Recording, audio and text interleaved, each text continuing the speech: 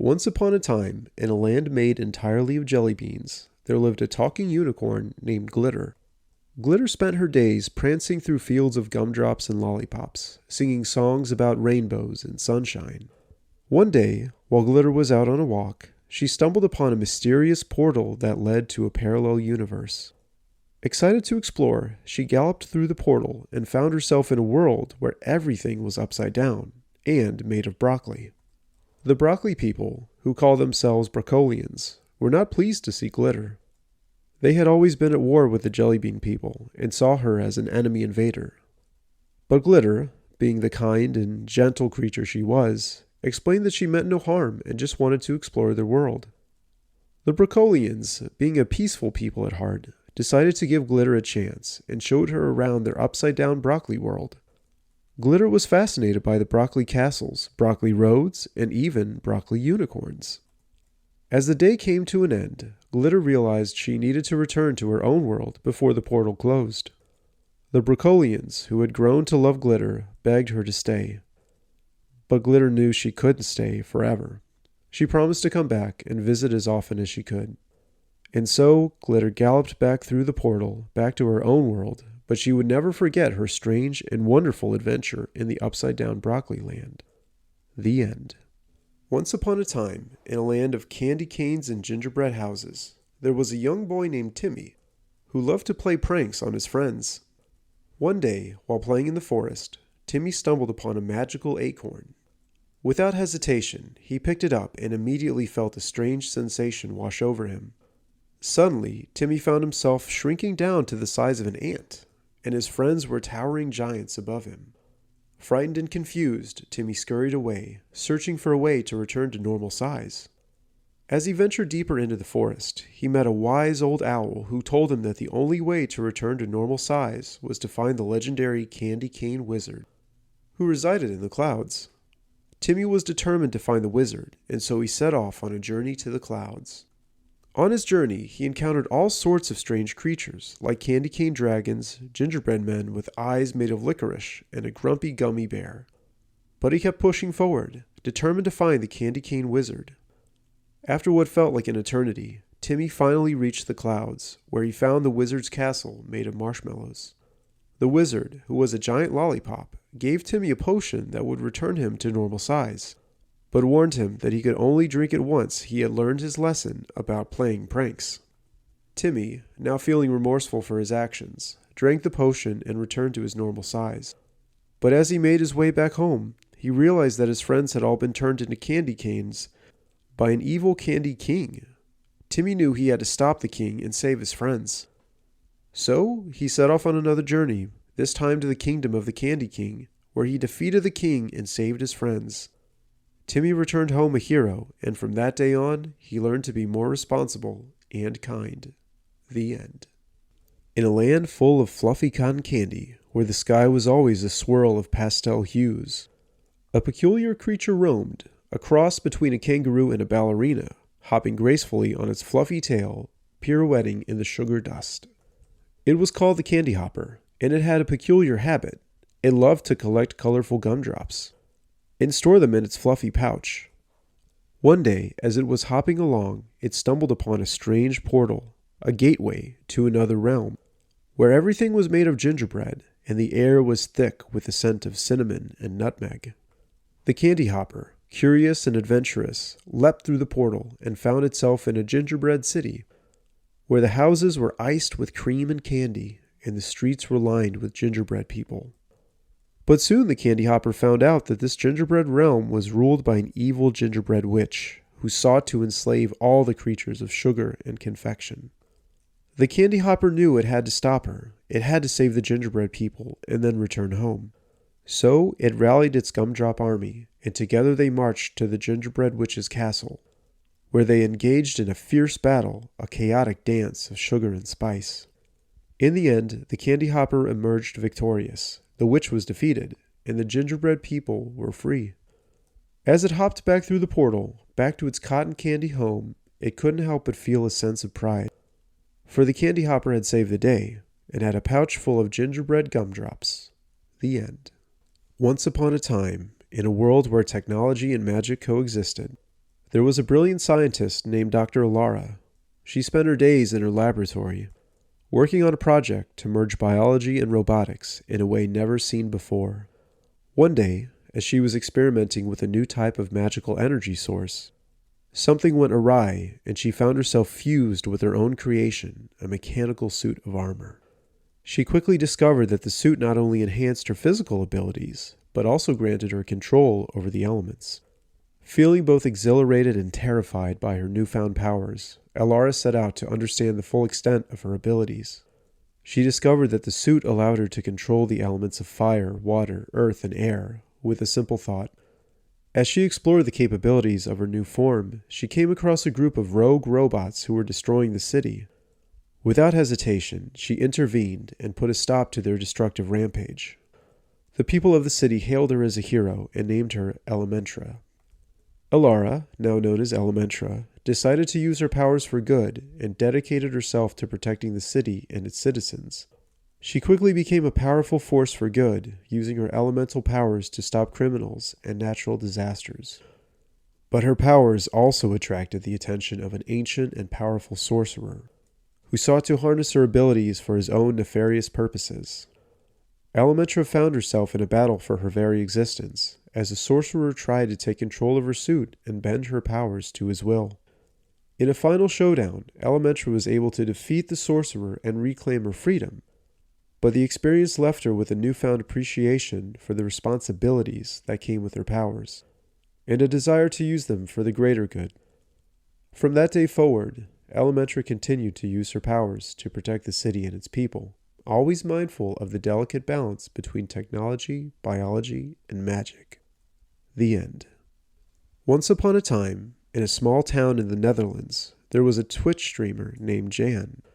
He was known for his love of playing obscure and bizarre games, and he had a dedicated following of viewers who tuned in to watch him play. One day, while browsing through the depths of the internet, Jan stumbled upon a game called Tunnel B1. The game was unlike anything he had ever seen before. It was a surreal and psychedelic journey through a series of interconnected tunnels, filled with strange and unsettling creatures. Intrigued, Jan decided to stream his first playthrough of the game. As he began to play, his viewers were immediately drawn in by the game's bizarre and disorienting visuals. Jan found himself completely immersed in the game, and as he played, he began to feel as if he was actually inside the tunnels. As he ventured deeper into the game, Jan discovered that each tunnel represented a different parallel universe, and that the creatures he encountered were inhabitants of those worlds. He met talking cacti, singing mushrooms, and even a giant snail that played the trumpet, who all showed him different aspects of their worlds.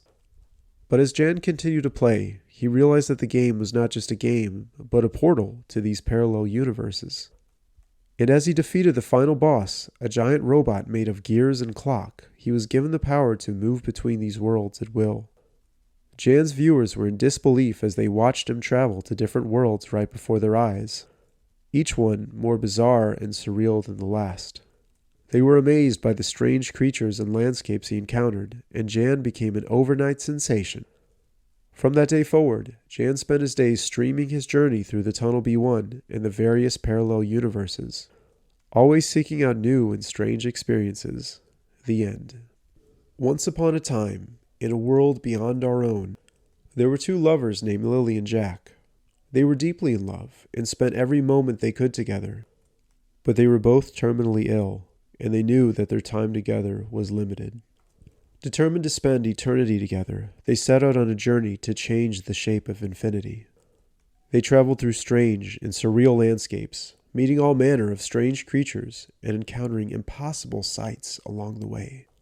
As they journeyed, they discovered that the shape of infinity was guarded by a powerful being known as the Infinity Keeper. The Infinity Keeper, a giant serpentine creature, was tasked with maintaining the balance and the order of infinity, and was not willing to let the two lovers change it.